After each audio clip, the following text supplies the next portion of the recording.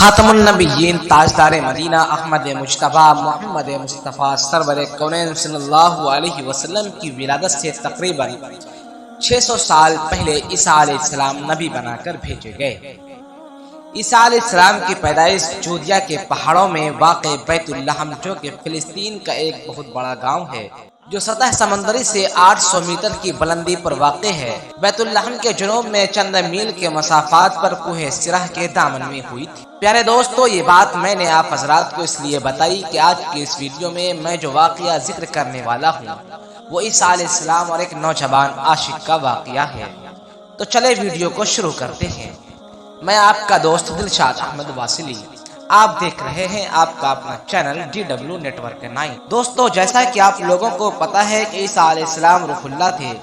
کسی بھی مردہ پر اگر ہاتھ پھیر دیتے تو وہ زندہ ہو جاتا تھا۔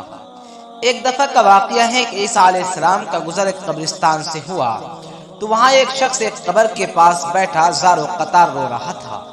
عیسیٰ علیہ السلام نے جب ان سے رونے کا سبب پوچھا تو وہ نوجوان کہنے لگا، یہ میری بیوی کی قبر ہے، اس سے مجھے بہت زیادہ پیار تھا، میں اس کی جدائی برداشت نہیں کر پا رہا ہوں۔ عیسیٰ علیہ السلام نے کہا، اگر چاہو تو میں اللہ کے حکم سے اس کو زندہ کر دوں۔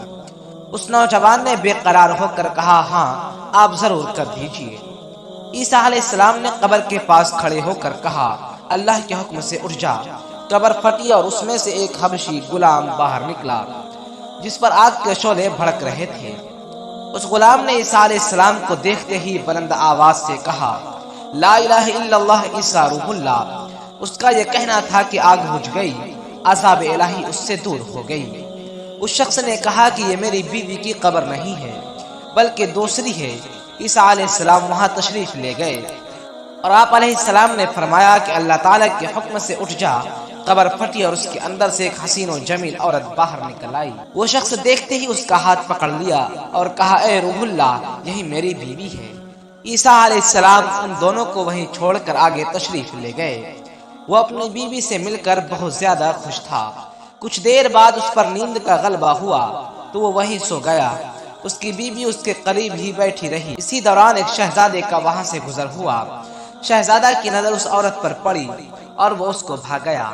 عورت بھی اس کو دیکھ کر پسند کرنے لگی۔ وہ عورت اپنے شوہر کو چھوڑ کر شہزادے کے ساتھ چلی گئی۔ جب اس انسان کی آنکھیں کھلی، اپنی بیوی کو نہ پا کر بہت پریشان ہوا۔ ڈھونڈتے ڈھونڈتے شہزادے کے محل تک جا پہنچا۔ وہاں اپنی بیوی کو دیکھ کر زور زور سے کہنے لگا، یہ میری بیوی ہے۔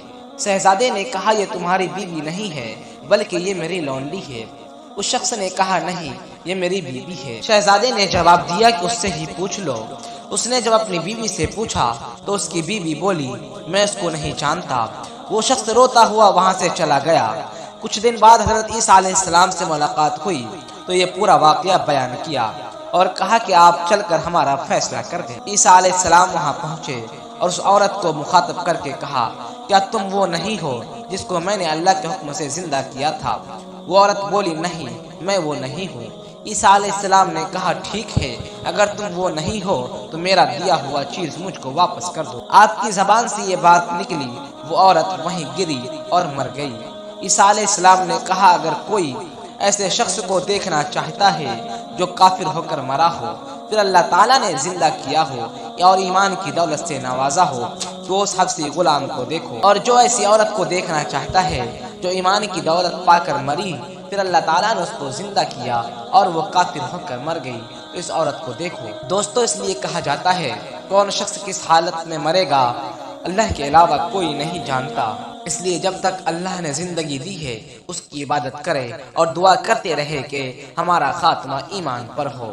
دوستو، آج کے لیے بس اتنا ہی، پھر ملتے ہیں اگلے ویڈیو میں۔ السلام علیکم ورحمۃ اللہ وبرکاتہ۔